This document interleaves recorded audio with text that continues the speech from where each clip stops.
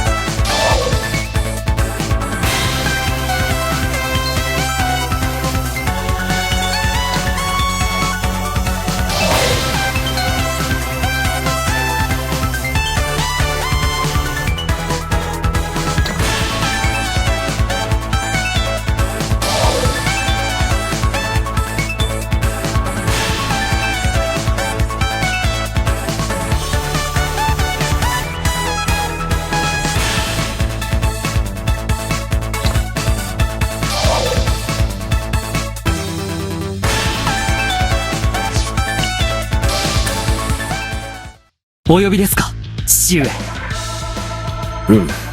先ほど報告が入った。驚いたことにエルウィンがシェリー殿たちから分かれて帝国側に着いたらしい。本当なのですか？それだけではない。ラングリッサーまでも手に入れたらしいのだ。帝国がですか？困ったことになりましたね。このままではシェリーさんたちが危険です。カルザスへ兵を送る準備をしましょう。私が指揮します。よくぞ言ってくれた。さすが私の自慢の息子だ。そんな父上、それでは私は兵の準備をしてきます。孤児だったあの子がこの家に来てからそろそろ10年になるか。ローレン様、大変です。屋敷が帝国軍に包囲されています。なんだと、いつの間に。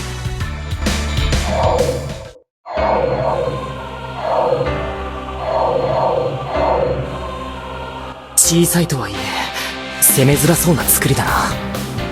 戦局が長引けばカルザスから援軍が来る。それではカルザスに迎撃の準備の時間を与えてしまうことになる。今回の作戦は隠密に行う必要があるからな。少数精鋭